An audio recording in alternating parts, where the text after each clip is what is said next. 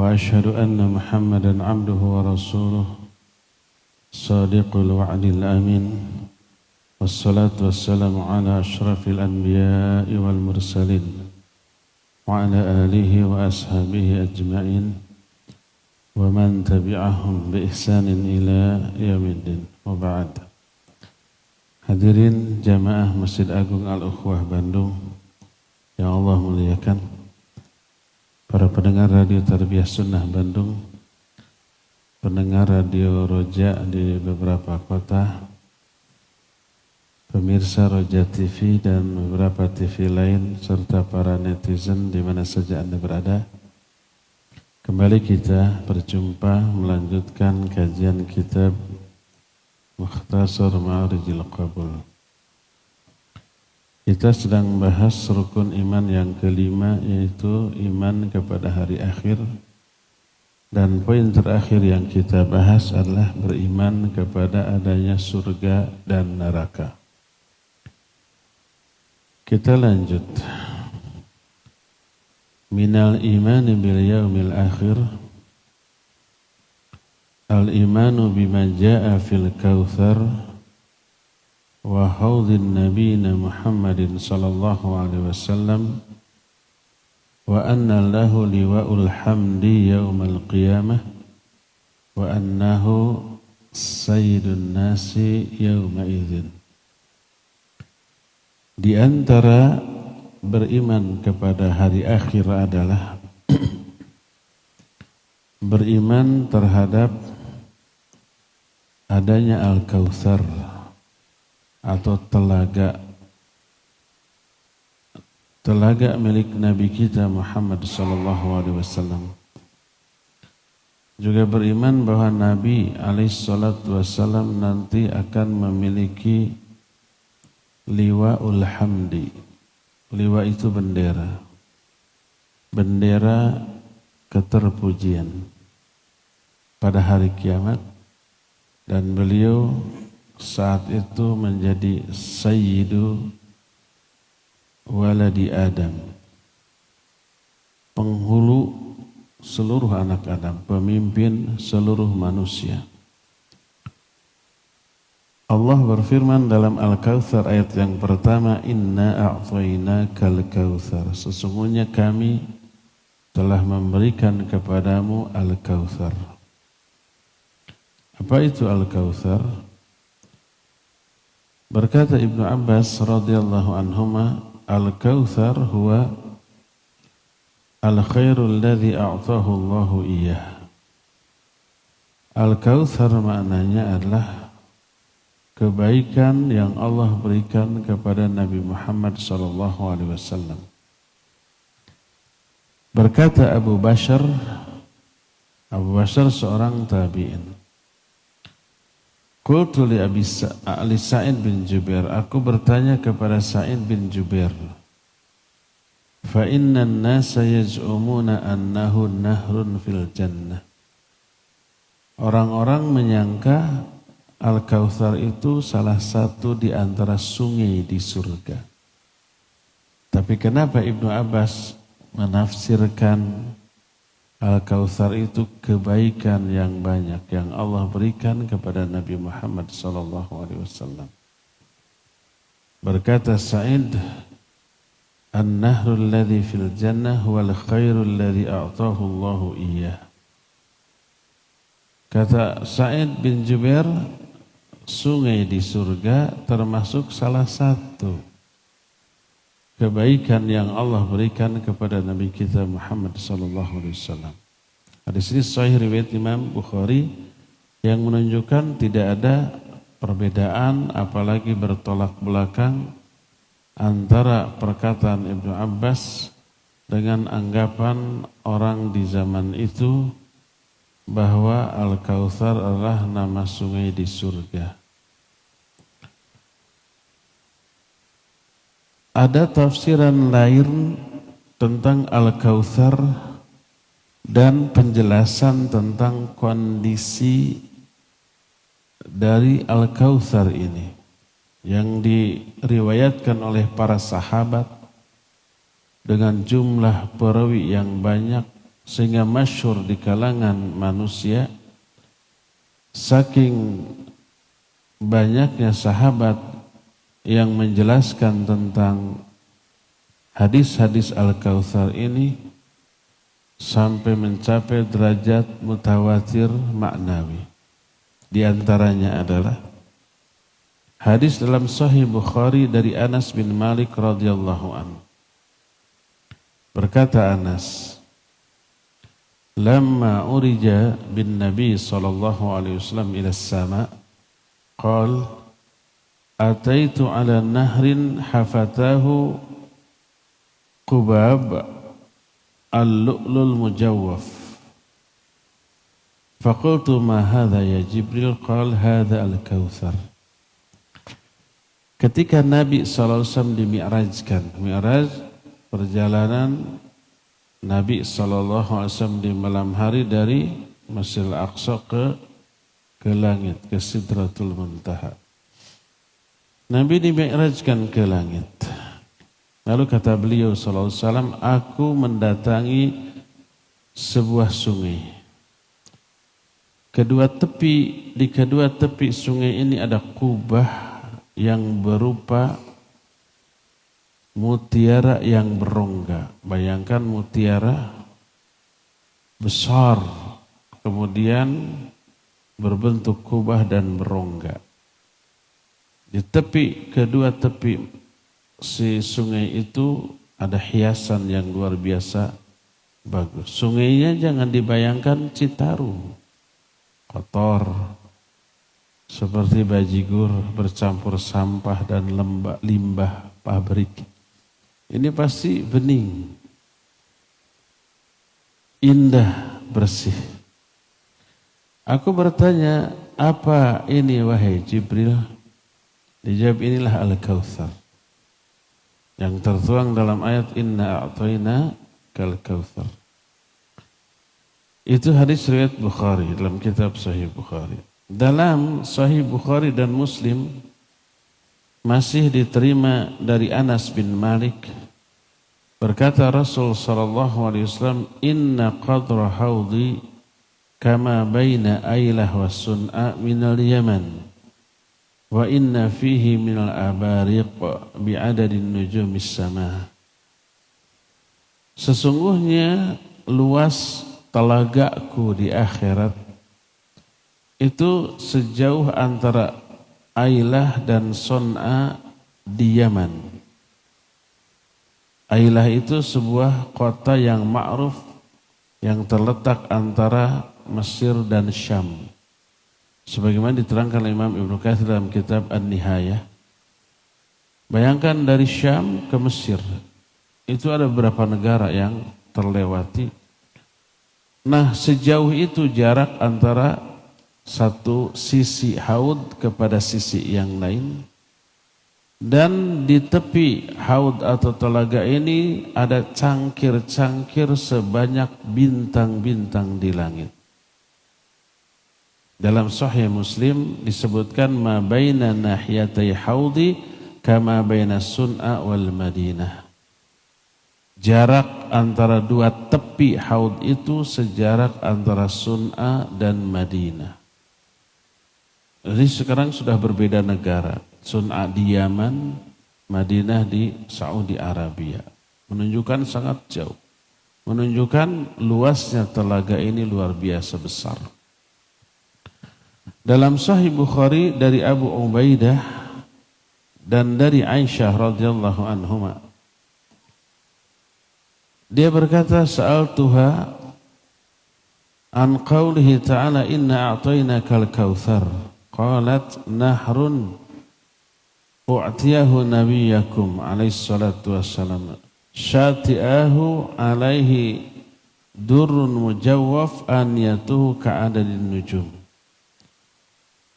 Abu Ubaidah bertanya kepada Aisyah tentang firman Allah, inna a'tainakal kautsar. Kami telah memberikan kepadamu Al-Kautsar. Aku bertanya, apa Al-Kautsar? Dijawab oleh Aisyah, sebuah sungai yang diberikan kepada Nabi kalian sallallahu alaihi wasallam. Kedua tepinya itu, di kedua tepinya ada mutiara-mutiara yang berongga dan gelas-gelas yang tersedia sebanyak bintang-bintang di langit.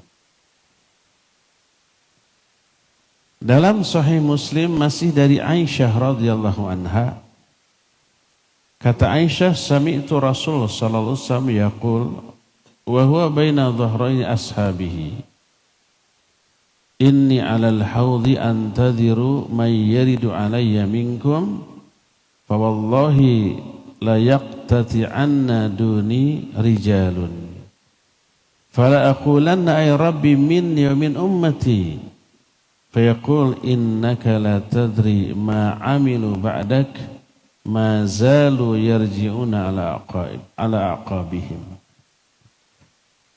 Kata Aisyah, aku mendengar Rasul SAW saat itu berdiri sedang berada di tengah-tengah sahabatnya, lalu berkata, aku berdiri di samping haud, di samping telagaku.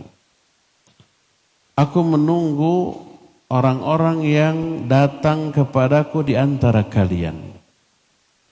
Demi Allah, ada beberapa orang di kalangan umatnya terhalang dariku, tidak bisa mendatangi aku di samping haud, di samping telaga, dihalang-halangi.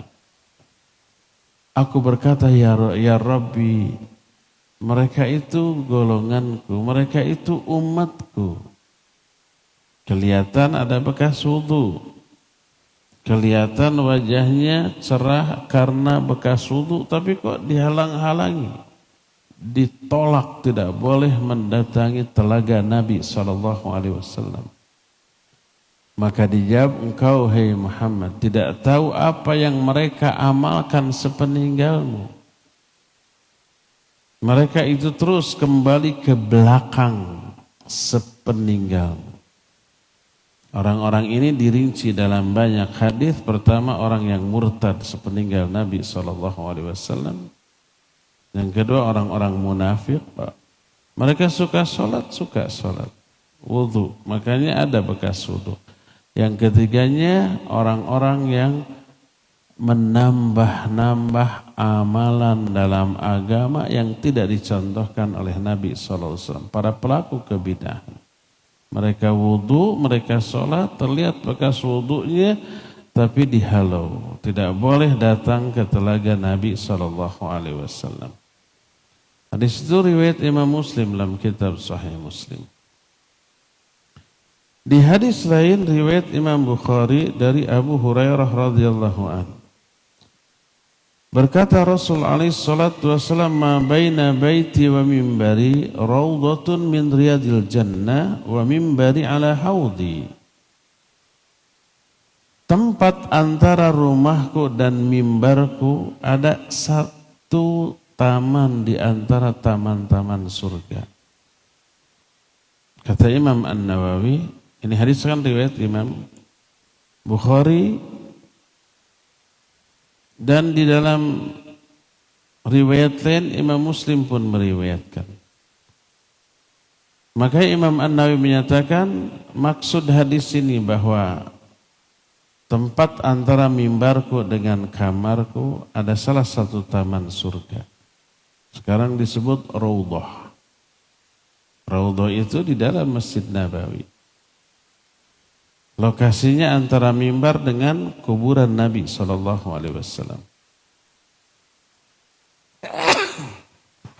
Alhamdulillah. Yahdikumullah wa yuslihu balakum. Itu Raudhah. Maknanya siapa yang sholat di sana akan diberi pahala satu taman di antara taman-taman surga. Makanya berebut orang ke sana. Bukan tempat khusus dikabulkannya doa, bukan. Kalau berdoa di bagian manapun Masjid Nabawi sama. Ya, di Raudhah juga sama, makbul. Tapi kekhususan Raudhah bukan untuk berdoa, tapi untuk sholat. Siapa yang sholat di sana akan Allah berikan salah satu taman di antara taman-taman surga. Adapun berdoa silakan di mana saja. Di bagian manapun dari Masjid Nabawi sama makbulnya insyaallah. Nah, lalu setelah menjelaskan raudhah tersebut berkata Nabi SAW, wa mimbari ala haudi, mimbarku terletak di atas telagaku. Dalam riwayat Muslim dari Abu Hurairah radhiyallahu an, Nabi alaihi salatu wasallam bersabda, inna haudi ab'adu min ailah ila udan, lahu asyaddu bayadan min ats-thalaj wa ahalla min al-asal bil laban wa la aniyatuhu akthar min adadin nujum wa la inni la asuddu an-nas anhu kama yasuddu ar-rajul ibilan nasi an haudihi. Qalu ya Rasulullah ata'rifuna yawma idin? Ata'rifuna yawma idin? Qal na'am lakum sima laysat li ahadin minal umam tariduna alayya ghurran muhajjalina min atharil wudu. Kata Abu Hurairah, berkata Nabi SAW, sesungguhnya telagaku lebih jauh, maknanya lebih luas dibanding jarak antara Ailah dan Uden. Pokoknya luas banget. Airnya lebih putih daripada salju, lebih manis daripada madu dan susu, dan jumlah gelas-gelas yang ada di sana lebih banyak daripada jumlah bintang-bintang yang ada di langit. Dan aku menghalau manusia dari telagaku, sebagaimana seseorang menghalau unta milik orang lain dari tempat minum untanya sendiri. Jadi para peternak unta di daerah Jazirah Arab punya tempat minum sendiri untuk unta-untanya. Untanya kalau sudah tiba waktu untuk minum digiring ke tempat minum. Kadang-kadang ada unta milik orang lain ikut, lalu dihalau, diusir. Kamu ke sana, jangan minum di sini, tempatmu bukan di sini tapi di sana. Seperti itu Nabi SAW mengusir, menghalau umat lain agar tidak minum di telaganya.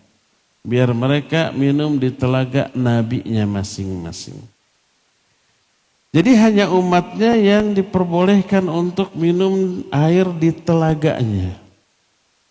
Maka bertanya salah seorang sahabat, wahai Rasulullah, apakah engkau mengenal kami saat itu? Dijawab, iya. Kalian punya tanda yang tidak dimiliki oleh seorang pun dari umat-umat yang lain. Kalian datang kepadaku dalam keadaan wajah kalian bercahaya sebagai bekas dari air wudu. Karena itulah wudu ini hanya disyariatkan bagi kita, bagi umat Islam. Umat lain tidak ada syariat wudu. Para nabi yang lain mereka disyariatkan sholat, tapi enggak disyariatkan wudu.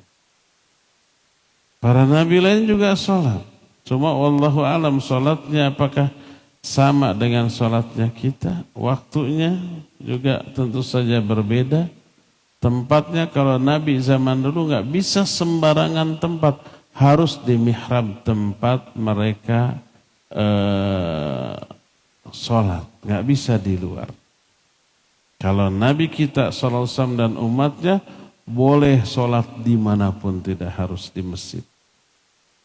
Di perjalanan, di jalan, di atas pasir, di atas tanah, boleh. Bebas. Salah satunya adalah syariat wudu khusus untuk umat ini. Maka hanya umat Islam yang di hari kiamat terlihat bekas wudu bercahaya. Dengan tanda ini Nabi SAW mengenal umatnya. Masih hadis riwayat Imam Muslim dari Abdullah bin Amr bin As radhiyallahu anhuma, dia berkata bahwa Rasul SAW bersabda, haudi masiratu syahr wa zawayahu sawa wa ma'uhu abyad minal waraq wa rihu atyab minal misk wa kizanuhu kanujumis sama faman syariba minhu fala yadma'u ba'dahu abada. Kata Nabi alaihi salatu wasallam, telagaku sejarak sejauh sebulan perjalanan. Jauh banget tuh.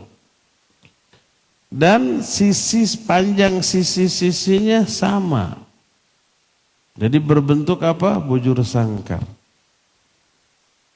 Airnya lebih putih daripada perak. Aromanya lebih wangi daripada minyak kasturi. Cangkir-cangkirnya sebanyak bintang-bintang di langit. Siapa yang meminum airnya dari telaga itu, dia tidak akan pernah merasa kehausan lagi selama-lamanya. Sampai dia masuk ke dalam surga. Pernah dalam hadis riwayat Imam Muslim, Nabi SAW ditanya tentang bagaimana air dari telaga Nabi di akhirat. Beliau bersabda, asyaddu bayadan minal laban wa ahallu minal asal. Fihi mizaban yumiddanihi minal jannah ahaduhuma min dhahab wal akhar min wariq. Kata Nabi SAW, airnya itu lebih putih daripada susu, lebih manis daripada madu. Ada beberapa gelas yang disediakan di sana, ada yang didatangkan dari surga, ada yang terbuat dari emas, ada yang terbuat dari perak. Wadah-wadah di sana bukan KW, tapi yang super dari emas atau dari perak. Kalau di dunia hanya para raja yang memiliki peralatan makan minum dari emas dan perak. Orang biasa nggak punya. Tapi di dunia semua peralatan yang terbuat dari emas dan perak haram untuk kita gunakan. Tidak boleh makan dari piring emas atau perak, sendoknya juga dari emas dan perak, dan yang seterusnya. Itu hanya untuk kita di akhirat. Untuk di dunia tidak boleh. Sebelum ke surga, nah itu di haud aja cangkirnya terbuat dari emas dan perak. Dalam hadis riwayat Imam At-Tirmidzi diterima dari Thauban radhiyallahu an, dia berkata Rasul sallallahu alaihi wasallam tentang haud. Awwalun nasi wurudan alaihi fuqara'ul muhajirin. Asy'ath ru'usan adanath thiyaban alladzina la yankihunal mutana'immat wa la tuftahu lahumus sadad. Orang yang pertama kali datang ke telaga tersebut adalah orang-orang fakir di kalangan muhajirin. Mereka orang-orang yang kepalanya itu berdebu, dekil and dekucel. Pakaiannya lusuh dan kotor. Mereka lah orang-orang yang apabila melamar akhwat pasti ditolak, dan apabila bertamu pintu rumah yang didatangi pasti ditutup, tidak akan dibuka. Tidak diterima ketika bertamu, ditolak ketika melamar. Karena apa? Karena fakirnya, karena miskin. Tapi mereka orang-orang yang akan pertama kali datang ke haud untuk minum airnya. Makanya ikhwan yang selama ini ngelamar akhwat selalu ditolak. Jangan kecil hati, ini yang pertama kali akan naik, akan datang ke haud. Asal ditolaknya karena kemiskinannya, kefakirannya. Kalau ditolaknya bukan karena itu, kaya raya, tapi sifatnya nyebelin, ditolak ya nggak dapat.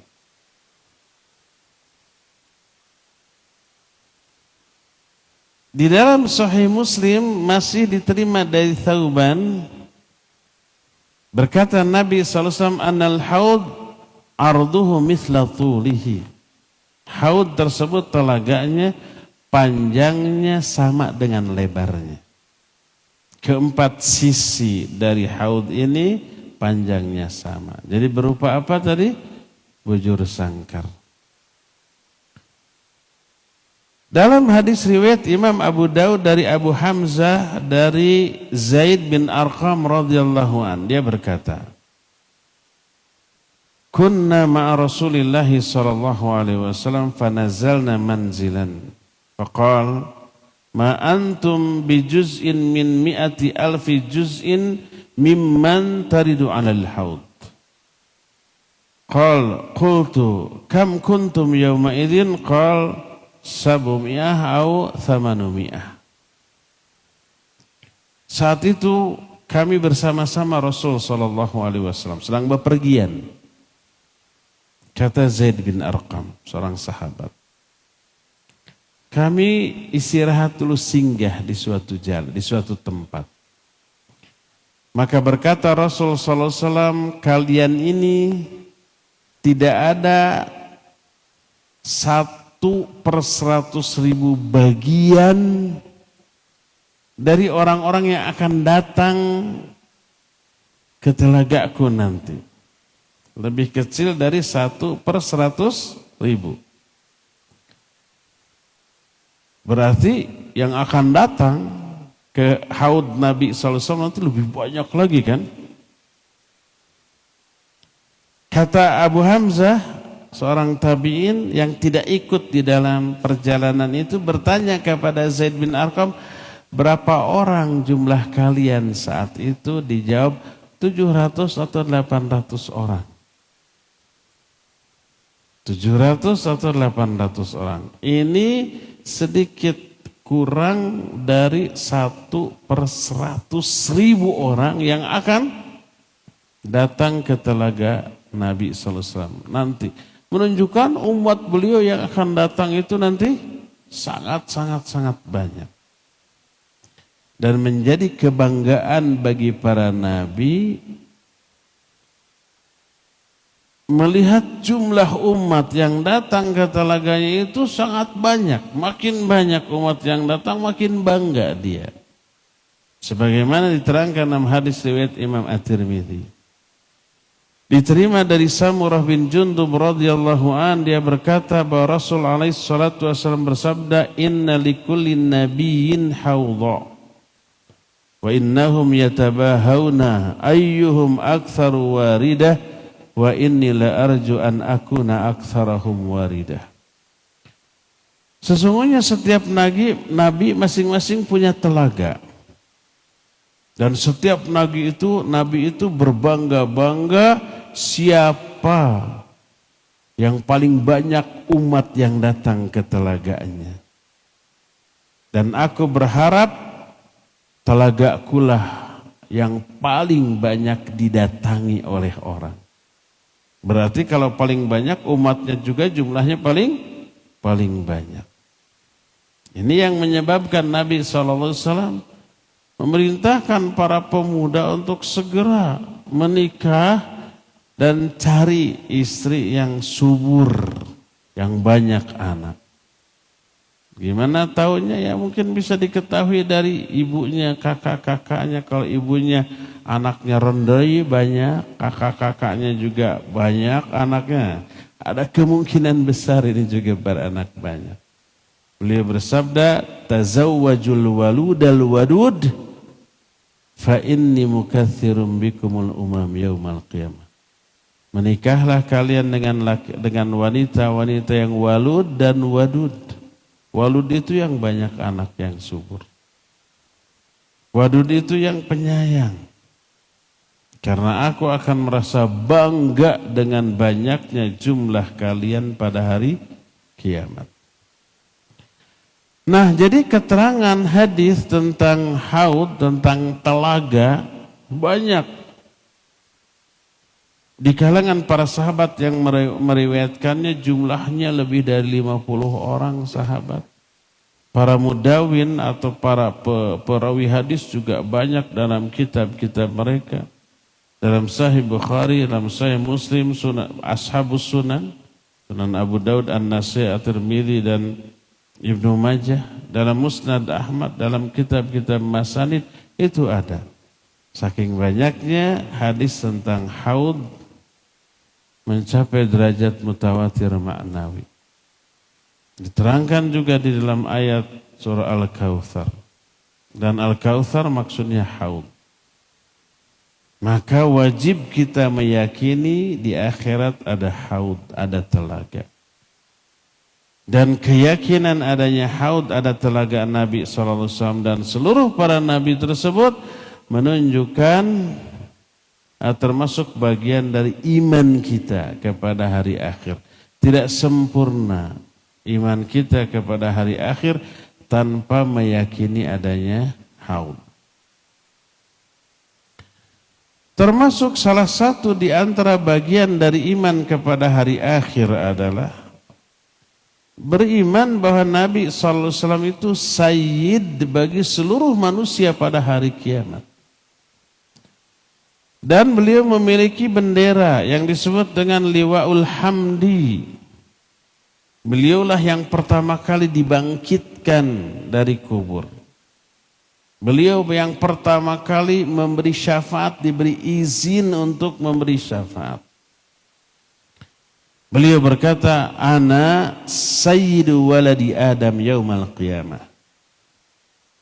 Wa awwalu man yunshaqqu anhul qabr wa awwalu syafi wa awwalu musyaffa. Aku adalah sayyid seluruh anak-anak Adam pada hari kiamat. Boleh enggak mengatakan sayyid kepada Nabi SAW? Ya boleh. Nabi itu sayyid bagi kita semua. Tidak diragukan. Beliau habib bagi kita. Beliau imam bagi kita. Beliau qudwah bagi kita. Beliau uswah bagi kita. Beliau juga sayyid bagi kita. Tidak diragukan. Yang masalah boleh enggak menyempilkan, menyelipkan sayyid di dalam zikir-zikir tertentu, itu yang jadi masalah. Kalau hadis ana sayyidu waladi Adam, ya kita akui. Yang jadi masalah boleh enggak menyelipkan lafaz sayyid dalam zikir tertentu. Para ulama membeberkan ada 3 hukum menyelipkan sayyid sebelum menyebut Nabi kita Muhammad SAW. Pertama, haram kalau diselipkan di ayat. Umpamanya Muhammadur Rasulullah, surah Al-Fat ayat terakhir.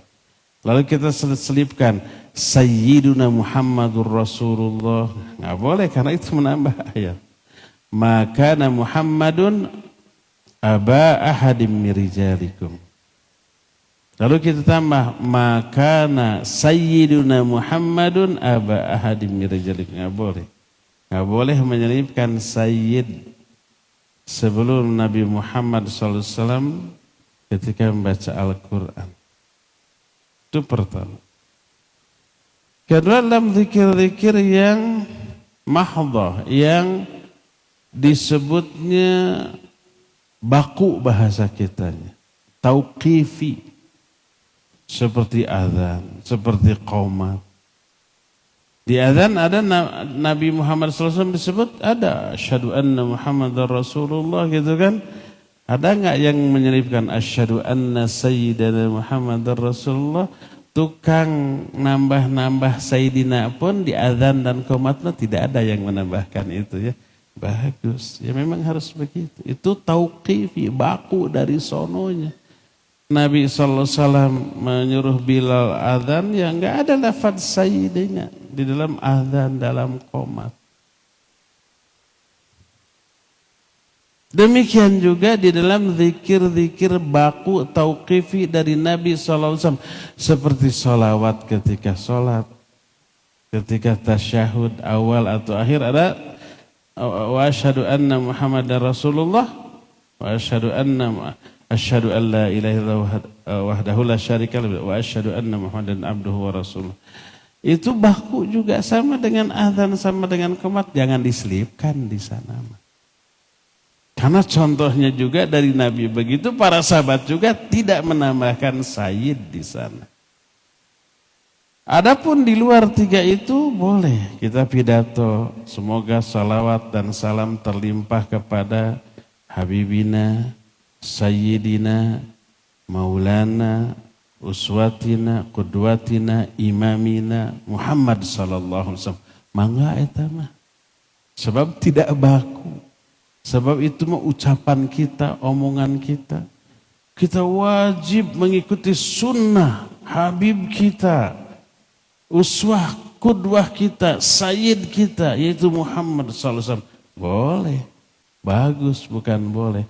Karena apa? Tidak dipungkiri beliau sayyid bagi kita. Sebagaimana Nabi SAW menyatakan, Ana sayyidu waladi Adam yaumal qiyamah. Aku penghulu, pemimpin seluruh Bani Adam pada hari kiamat. Aku orang yang pertama kali dibangkitkan dari kubur. Aku yang pertama kali memberi syafaat dan diberi syafaat. Ini kekhususan bagi Nabi SAW. Dalam hadis lain berkata Nabi SAW, Ana sayyidu waladi Adam yaumal qiyamah wala fakhra. Lihat, tawaduknya Nabi SAW. Wa biyadi liwa'ul hamdi wala fakhra. Wa ma min nabiyyin yawma idhin. Wa ma min nabiyyin yawma idhin. Adam wa man siwahu illa tahta mundu Adam wa man siwahu illa tahta liwa'i wa ana awwalu syafi wa awwalu musyafa wa la fakhra. Kata Nabi SAW, aku adalah sayyid bagi seluruh anak-anak Adam pada hari kiamat, tapi aku tidak bangga, tidak sombong, saya mah hebat. Itu Nabi tawadhu. Ada orang yang ngaku anak turunan cucu Nabi SAW, bonggonya na'udzubillah. Kalau orang ketemu harus cium tangan bolak-balik, malah ada yang cium kaki segala kan.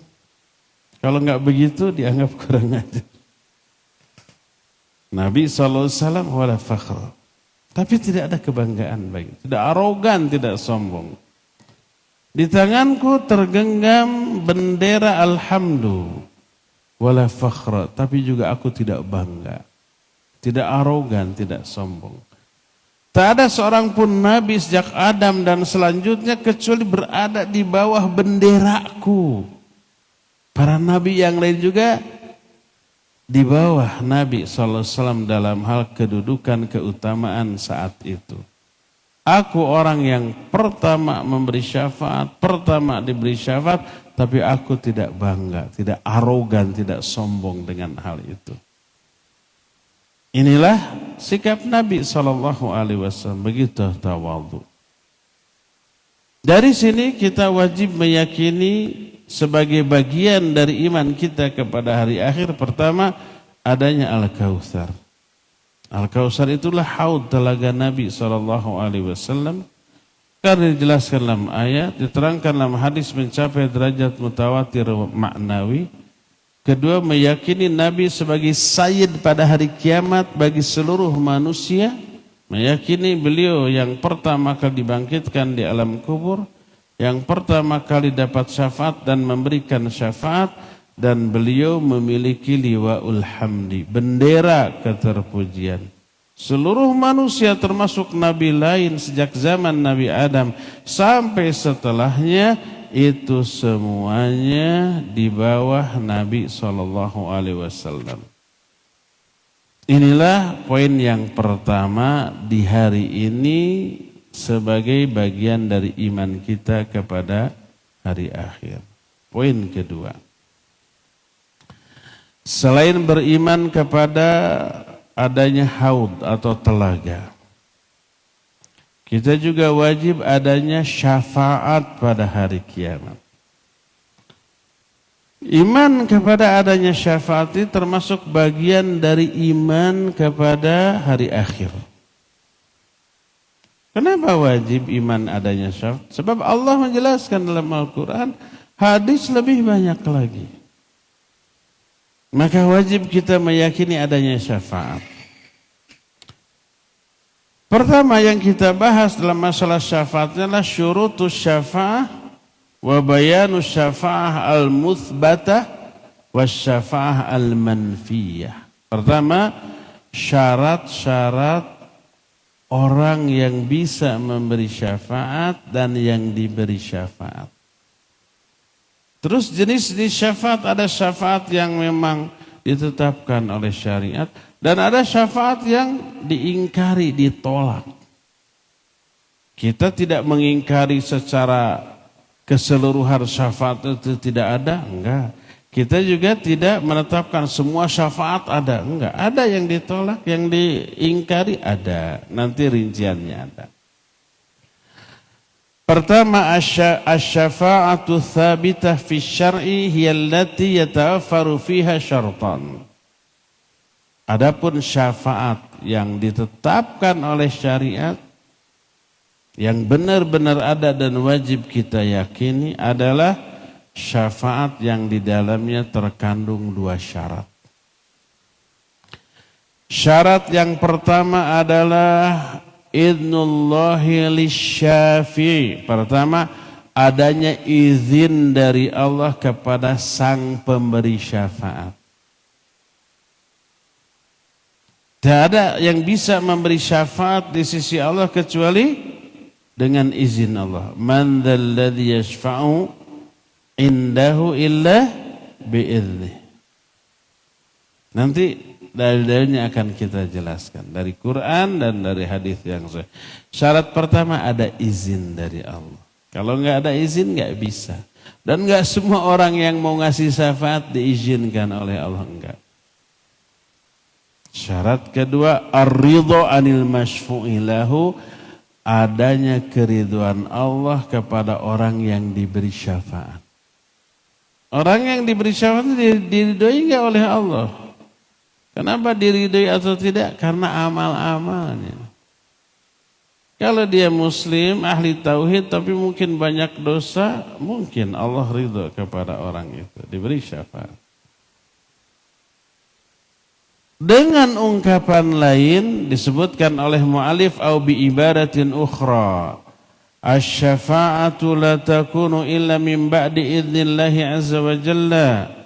Sawa'un fi dzalika syafa'atun nabiyina Muhammad sallallahu alaihi wasallam syafa'atun min dunihi wa dzalikal idzn yata'allaqu bisyafi wal mashfu' fihi falaysa yashfa'u illa man adina lahu fi syafa'ah wa laysa lahu ay yashfa'a illa ba'da ay ya'dzana Allahu lahu wa laysa lahu ay yashfa'a illa fi man adina Allahu ta'ala lahu ay yashfa'a fihi.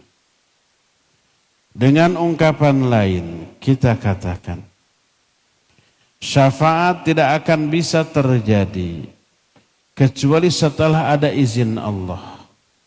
Baik itu syafaat Nabi Muhammad SAW, apalagi yang lainnya. Dan izin ini berkaitan dengan baik sang pemberi syafaat atau yang diberi syafaat. Tidak ada yang bisa memberi syafaat kecuali orang yang diizinkan oleh Allah untuk memberi syafaat. Tidak boleh seseorang memberi syafaat kecuali setelah izin dari Allah. Tidak ada yang boleh memberi syafaat kecuali kepada orang-orang yang memang diizinkan untuk diberi syafaat oleh Allah. Nanti rinciannya siapa yang diberi izin, siapa yang diridhoi akan ada rinciannya. Lalu beliau berkata mu'allif, amma syafa'atu lil kafirin awi syafa'atu biduni idnillahi ta'ala fahiya manfiyatun la yumkinu an takun. Adapun syafaat bagi orang-orang kafir atau syafaat tanpa izin Allah, ini syafaat yang ditolak, yang tidak mungkin terjadi. Nih ada dalilnya dari beberapa ayat. Pertama Az-Zumar 44. Allah berfirman, "Qul lillahi syafa'atu jami'a." Katakanlah milik Allah lah seluruh syafaat itu.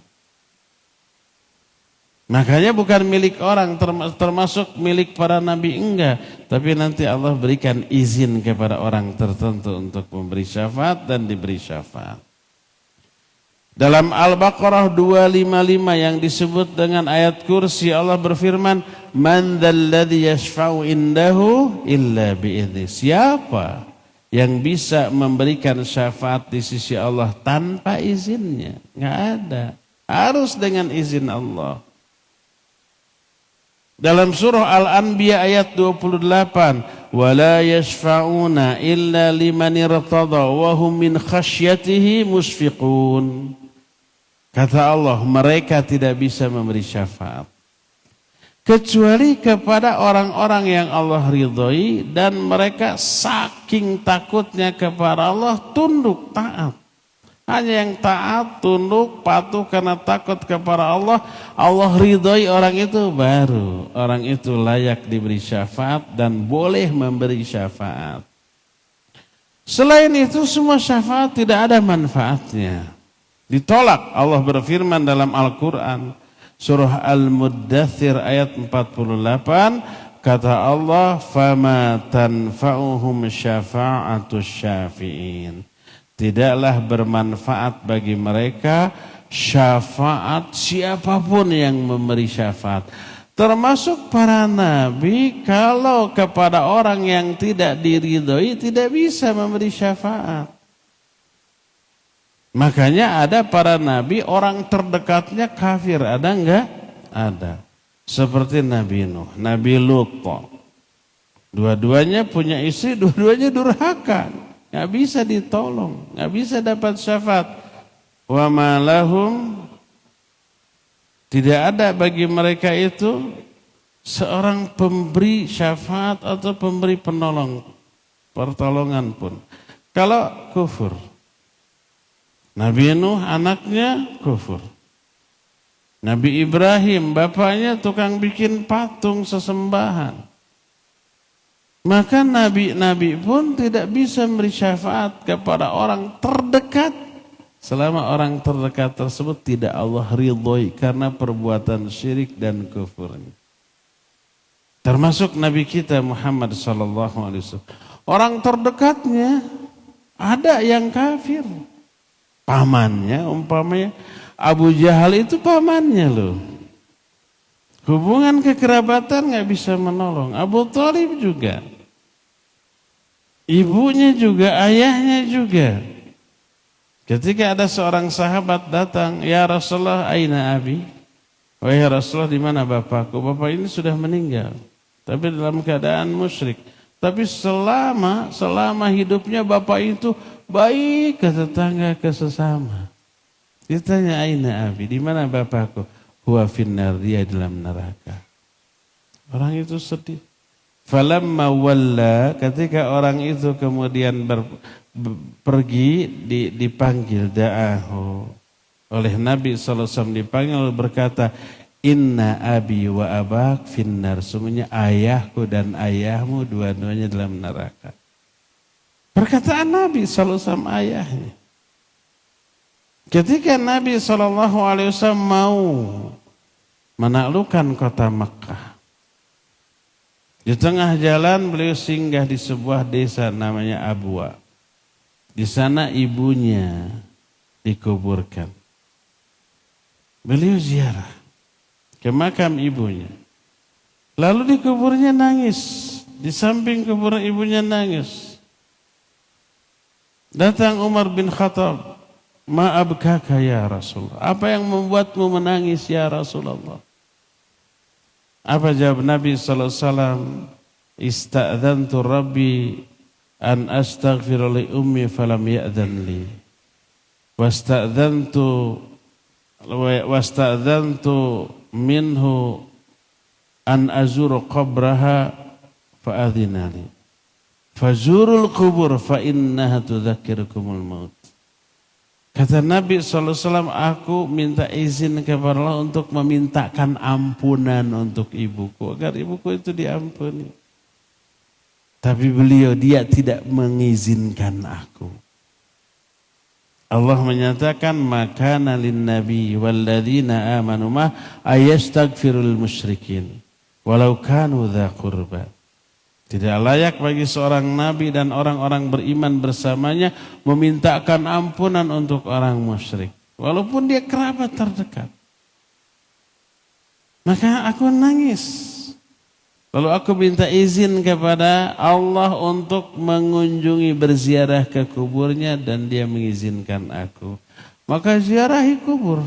Silakan kalian ziarah kubur karena ziarah kubur itu bisa mengingatkan kalian kepada kematian, kepada akhirat. Ziarah kubur boleh walaupun yang diziarahinya orang kafir, orang musyrik boleh asal jangan mendoakan ampunan atau rahmat. Terus apa tuh maksud dari ziarah kubur? Ngambil ibrah, ngambil iktibar, ngambil pelajaran, kita pun akan mati seperti dia. Jadi ziarah kubur bukan hanya boleh tapi diperintahkan, dianjurkan. Walaupun kepada orang kafir. Boleh, tapi syaratnya ke orang kafir tidak boleh apa? Mendoakan. Terus ngapain itu? Ambil ibrah pelajaran bagi kita. Mengingatkan kita kepada akhirat. Mengingatkan kita kepada alam kubur. Mengingatkan kita kepada kematian. Dan itu akan menambah iman.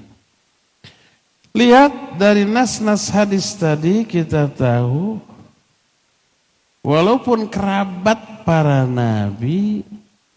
Maka Allah tidak mengizinkan untuk memperoleh syafaat bila Allah tidak ridho karena perbuatan syiriknya ataupun kufurnya. Berdasarkan hal itulah maka dua syarat terjadinya syafaat. Pertama ada izin Allah Azza wa Jalla, kedua ada keridhaan Allah baik kepada yang memberi syafaat atau kepada yang diberi syafaat. Kalau dua ini tidak terpenuhi, hanya salah satu yang terpenuhi, maka fama tanfa'uhum syafa'atus syafi'in. Syafaat siapapun tidak ada manfaatnya. Ya. Berdasarkan hal itu wajib kita meyakini adanya syafaat dengan dua syarat, adanya izin Allah dan adanya ridho Allah kepada baik orang yang memberi syafaat ataupun yang diberi syafaat. Ada berapa macamkah syafaat? Nah ini yang harus juga kita pahami secara benar. Ternyata syafaat itu bermacam-macam. Ada yang hanya dimiliki oleh Nabi SAW saja, selain itu nggak ada. Ada syafaat yang dimiliki oleh para nabi saja, umatnya enggak. Ada syafaat, jenis syafaat yang dimiliki oleh semua orang mukmin, boleh memberi syafaat kepada sesamanya, boleh ada. Ada syafaat untuk menyelamatkan orang yang harusnya ke neraka, karena syafaat dia ke surga. Ada syafaat yang harusnya dia itu berada di tingkatan neraka paling bawah, paling dahsyat siksanya, dapat syafaat lalu dientengkan adabnya. Tapi masih di neraka, cuma lebih enteng. Ada syafaat untuk mengkatrol level surga seorang. Harusnya dia di surga yang rendah tapi dapat syafaat kemudian terkatrol menjadi lebih tinggi. Macam-macam tuh.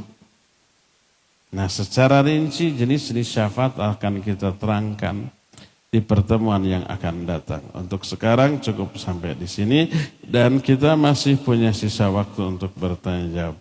Seperti biasa untuk hari Jumat ini dikhususkan bagi para pendengar dan pemirsa radio dan Roja TV.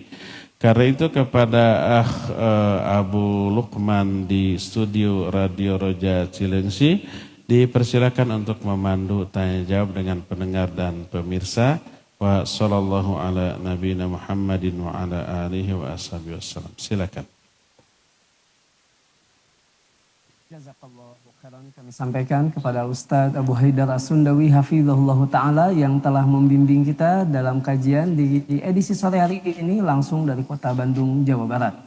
Dan untuk selanjutnya kami undang Anda sahabat Roja dimanapun Anda berada, Anda dapat berpartisipasi dalam sesi tanya jawab Anda dapat mengirimkan pertanyaan melalui pesan WhatsApp di nomor 081 989 6543 atau melalui line telepon di nomor 021 823 6543. Baik Ustaz, kita angkat pertanyaan pertama dan ternyata dari Bandung Ustaz, dari Jili. Pertanyaannya Ustaz, apakah betul semakin banyak yang mengantarkan mayit ke makam dan semakin banyak yang menyolatkannya, kemungkinan mayit tersebut masuk surga semakin besar? Kalau seorang akhwat yang menjaga pergaulannya, kawannya sedikit, jadi kemungkinan yang ngantar jenazahnya sedikit. Apakah jadinya kemungkinan masuk surganya juga kecil? Mohon penjelasannya Ustaz, jazakallahu khairan. Ya. Wa jazakallahu khairan. Betulkah makin banyak yang menyolatkan makin bagus? Ya betul. Tak ada seorang pun mukmin yang mati lalu disolatkan oleh 40 orang ahli tauhid kecuali Allah akan ampuni dosa-dosa orang itu. Dosa si mayit tersebut. Asal apa? Alhamdulillah. Yahdikumullah. Asal ahli tauhid yang menyolatkannya.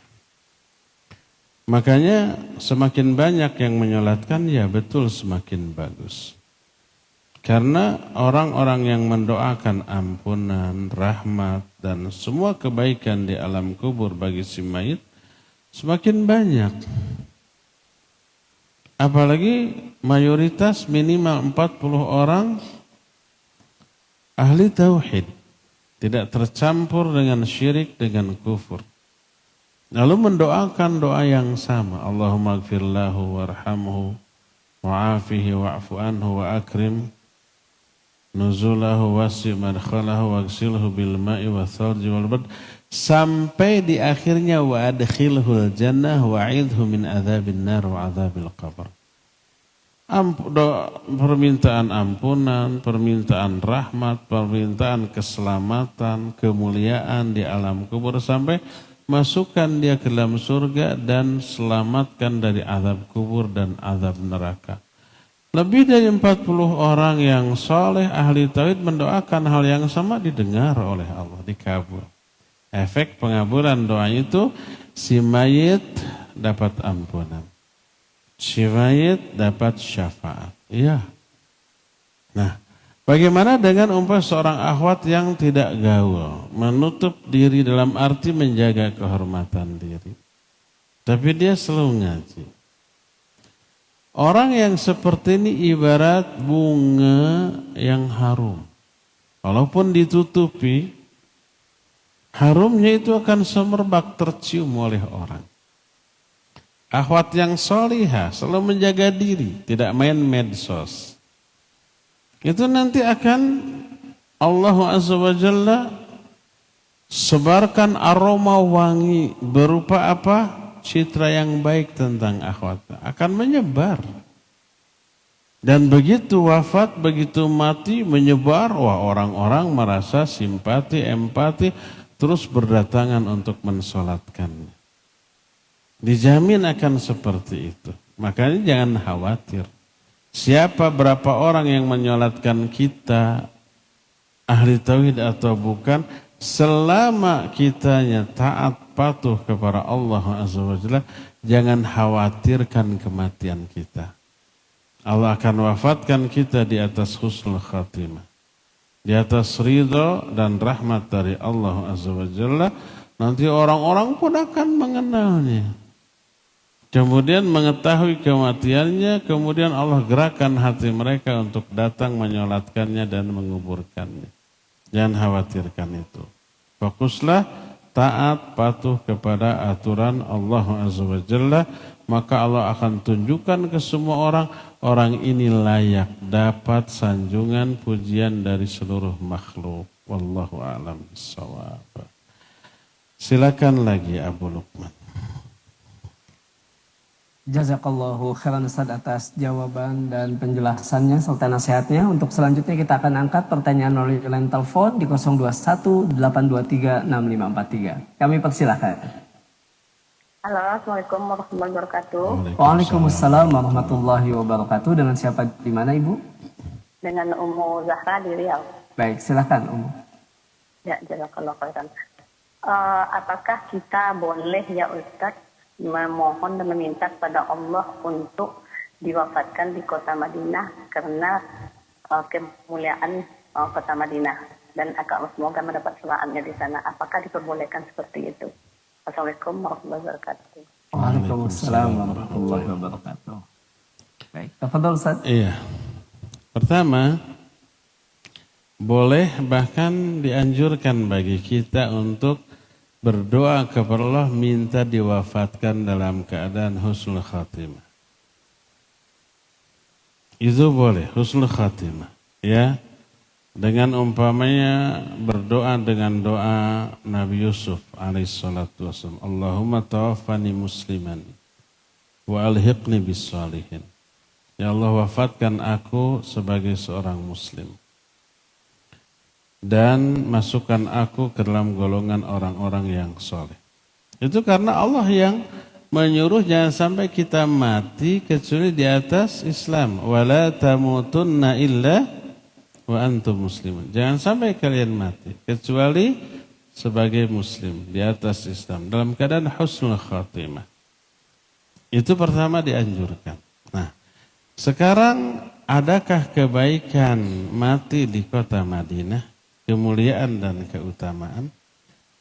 Wallahu alam, tidak ada keterangan tentang keutamaan mati di Mekah atau di Madinah. Yang ada adalah keutamaan dikuburkan di Baqi, ya ada.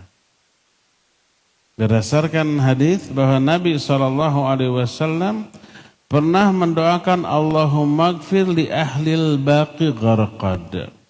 Ya Allah, ampuni para penghuni kuburan Baqi Gharqad. Dulu namanya Baqi al-Gharqad. Karena banyaknya pohon Gharqad. Pohon apa itu?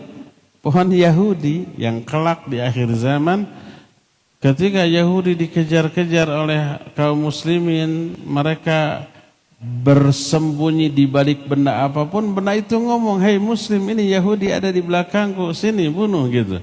Kecuali satu pohon. Pohon apa? Pohon Gharqad. Dulu di Baqi banyak pohon Gharqad. Maka disebut Baqi Gharqad. Tapi kemudian setelah itu ditebang bersih, sampai sekarang enggak ada. Nah, Nabi SAW pernah menyatakan Allahumma gfir li ahli Baqi Gharqad. Ya Allah, ampuni para penghuni makam Baqi al-Gharqad ini. Sebagian ulama memahami hadis ini, yang dimaksud adalah orang-orang yang dikuburkan di Baqi ketika Nabi mendoakan saat itu. Sebagian ulama, tapi ulama lain seperti Syekh Muhammad bin Shalih Al-Utsaimin rahimahullahu taala menyatakan ini umum terhadap semua orang yang dikuburkan di Baqi sampai hari kiamat. Tidak hanya untuk penduduk Baqi yang saat itu sudah dikuburkan, enggak, tapi bagi siapapun orang yang dikuburkan di Baqi terkena dengan doa ini. Allahumma gfir li ahlil Baqi Gharqad. Ya Allah, ampuni semua penghuni kuburan Baqi Gharqad. Ini berlaku sampai hari kiamat. Dari sinilah maka sebagian ulama menyatakan ada keutamaan orang yang mati dikuburkan di sana. Adapun kalau mati di sana tapi dikuburkan di tempat lain tidak ada keutamaan. Jangankan di Madinah, di Mekah pun mati di Mekah tidak ada keutamaan. Kecuali kalau di Mekah itu sedang sujud lalu mati, bukan karena di Mekahnya tapi karena sedang sujudnya. Tapi kalau di Mekahnya lagi maksiat, nyopet, kan ada lagi tawaf nyopet. Kemudian dapat kena, kemudian ada yang mukuli mati, ya itu konyol. Itu matinya su'ul khatimah walaupun sedang tawaf, tapi tawafnya itu modus untuk mencari kesempatan nyopet. Ada kan kasus seperti itu ya? Walaupun di Mekah di depan Ka'bah mati tapi sedang bermaksiat, berlipat tuh dosanya. Oleh karena itulah kalau mau berdoa, ya Allah wafatkan saya dalam keadaan husnul khatimah. Syekh Utsaimin menganjurkan kita membaca doa itu di setiap sujud kita. Allahumma rzuqni husnul khatimah waj'alni birahmatika min ahli jannah. Ya Allah, rizkikan kepada saya mati dalam keadaan husnul khatimah dan jadikan saya karena rahmatmu sebagai ahli surga. Silakan banyak berdoa begitu.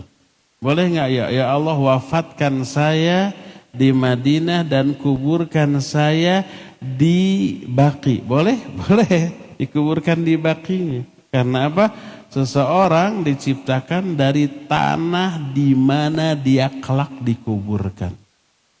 Makanya ketika Nabi SAW dikuburkan di sana, terus Abu Bakar dan Umar di sampingnya, menunjukkan bahan tanah penciptaan Abu Bakar dan Umar sama dengan bahan tanah penciptaan Nabi SAW. Karena dikuburkannya berdampingan di tanah yang sama. Dan ini menunjukkan keutamaan Abu Bakar dan Umar selalu berada di samping Nabi SAW sampai hari kiamat nanti juga demikian.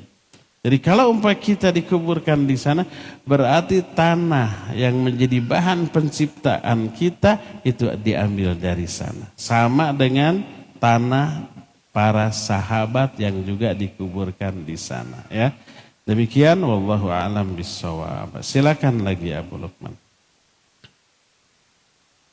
Jazakallahu khairan Ustaz atas penjelasannya, dan berikutnya kita angkat kembali pertanyaan melalui pesan WhatsApp Ustaz dari Muhammad Sohid, tidak disebutkan di mana.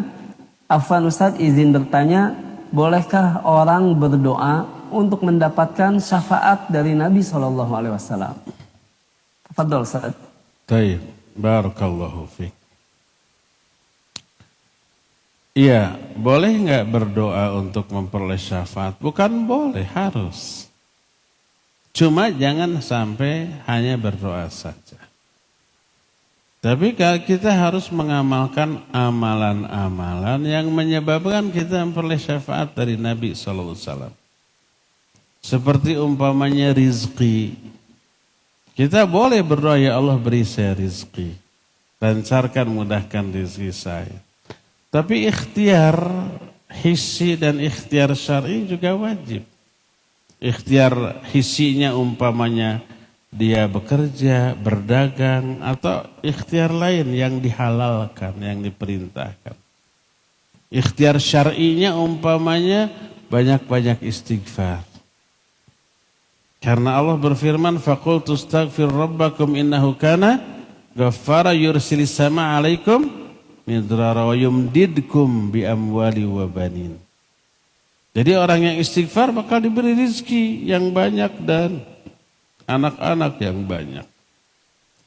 Nabi SAW bersabda, man akthara bil istighfar ja'alallahu lahu min kulli dayyikin makhraja wa min kulli hammin faraja wa razaqahu Allah min haitsu la yahtasib. Siapa yang banyak istighfar, Allah akan berikan jalan keluar dari setiap kesulitan. Allah akan berikan kebahagiaan di setiap kesedihan, dan Allah akan berikan kepada dia rizki yang tidak disangka-sangka. Ini ikhtiar syar'i. Tingkatkan ketakwaan kita, keimanan kita kepada Allah. Itu juga pembuka rizki. Wa may yattaqillah yaj'al lahu makhraja wa yarzuqhu min haitsu la yahtasib. Siapa yang bertakwa kepada Allah, Allah berikan solusi dari setiap masalahnya, dan Allah berikan kepadanya rizki yang tidak disangka-sangka. Walau anna ahlal qura amanu wattaqau la fatahna alaihim barakati minas sama'i wal ard. Seandainya penduduk suatu negeri iman dan takwa, kami bukakan pintu-pintu barokah dari langit dan bumi. Itu ikhtiar syar'i. Ikhtiar hissinya, bekerja, berdagang atau cari rezeki lain diperintahkan. Ikhtiar syar'inya juga seperti banyak istighfar, seperti meningkatkan ketakwaan, seperti banyak infak dan sedekah. Itu juga dilakukan, dan berdoa, ya Allah mudahkan rezeki saya, Allah lapangkan rezeki saya, boleh. Seperti itu juga syafaat. Lakukan pertama doa, ya Allah, jadikan saya sebagai orang yang layak memperoleh syafaat Nabi Muhammad SAW. Boleh, boleh. Yang kedua, lakukan amalan-amalan yang dijanjikan akan dapat syafaat dari Rasul SAW. Seperti banyak bersalawat kepada beliau. Seperti berpegang teguh kepada sunnah beliau. Seperti setelah adzan selalu berdoa, Allahumma rabba hadhihi da'wati tamah. Setelah bersalawat ya. Wassalatil qa'imah ati Muhammadanil wasilah wal fadilah wab'athu maqamah mahmudan ladhi wa'adda. Siapa orang yang berdoa setelah adzan dengan doa itu, halat lahu syafaati, halal baginya syafaatku. Dan banyak lagi ikhtiar syar'i lainnya yang dijanjikan akan memperoleh syafaat dari Nabi SAW. Itu lakukan ditunjang dengan doa semoga kita dapat syafaat dari Nabi SAW. Ya, itu sesuatu yang bagus. Wallahu a'lam. Terakhir ya Abu Lukman, silakan. Jazakallahu khairan Ustaz atas penjelasannya. Dan pertanyaan terakhir Ustaz, kita angkat pertanyaan dari Bapak Edi Komarudin, tidak disebutkan juga di mana. Oh, dari Cimahi Ustaz. Pertanyaannya, apa fungsi anak berdoa untuk ibu dan ayah bisa mengangkat ayah dan ibu dari neraka ke surga Ustaz? Mohon penjelasannya Ustaz. Tafadhol Ustaz. Barakallahu fiik. Salah satu syafaat yang sabitah, yang ditetapkan berdasarkan syariat, adalah syafaat dari anak ke orang tua ke anak. Salah satunya adalah doa anak, kesolehan anak. Doa anak ke orang tua, ya berpengaruh besar. Makanya terutama anak-anak yang sudah tidak memiliki orang tua, doakan orang tua dalam sholat kita, dalam sujud kita, di saat-saat yang mustajab seperti ba'da sholat fardu, antara azan dan qomat, sepertiga akhir malam bangun tahajud, doakan orang tua. Apa doanya? Baca doa yang kita baca di dalam sholat janazah setelah takbir yang ketiga. Allahumma gfir lahu, kalau kedua orang tua, Allahumma gfir li walidayya warhamhuma wa'afihima wa'fu anhuma wa akrim nuzulahuma, dan seterusnya.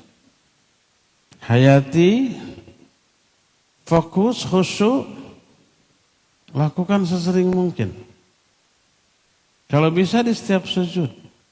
Kalau sujud sholat fardu susah karena berjamaah, lakukan di sholat sunat. Sunat apapun, rawatib, ya, syuruk, duha, tahajud, lakukan sesering mungkin. Di luar sholat, antara adzan dan qomat, angkat tangan kita kemudian berdoa. Salah satu doanya untuk orang tua, baca itu. Ada nggak pengaruh? Ada, jelas. Ya, nanti orang tua di akhirat diberikan pahala yang banyak. Orang itu berkata, ya Allah, dari mana aku dapat pahala sebanyak ini? Sebab aku tidak pernah mengamalkan amalan yang pahalanya sebesar ini, sebanyak ini. Dijawab, hadza min istighfari waladika lak. Ini adalah pahala dari istighfar anakmu untukmu. Istighfar anaknya melahirkan pahala untuk orang tuanya.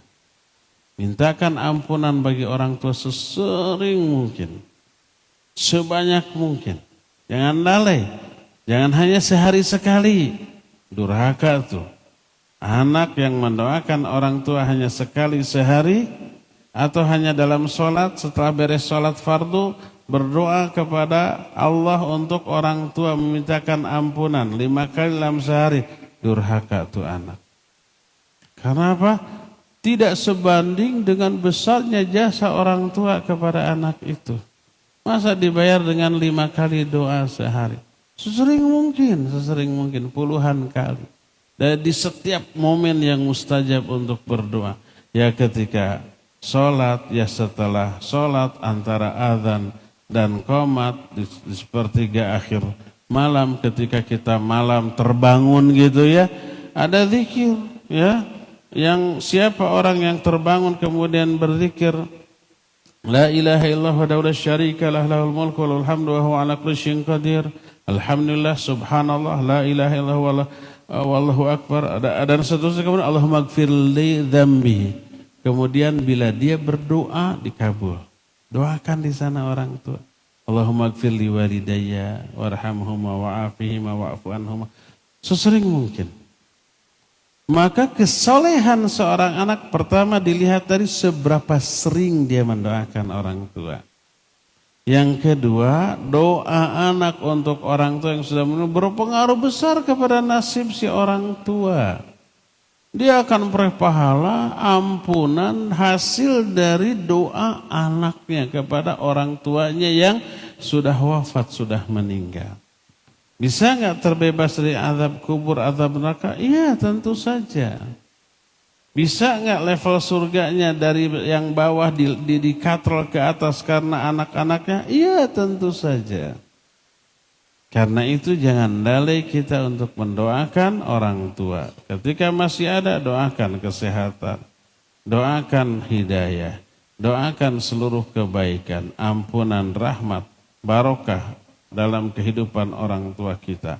Setelah wafatnya, tambah gencar lagi doa kita.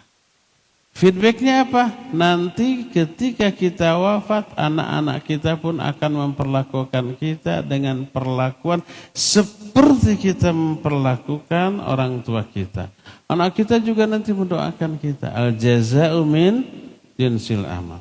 Kalau kita mengabaikan, mendoakan orang tua, nanti anak kita mengabaikan kita. Capek-capek ngurus, capek mendidik, lalai mereka dari kita setelah kematian kita, rugi ya.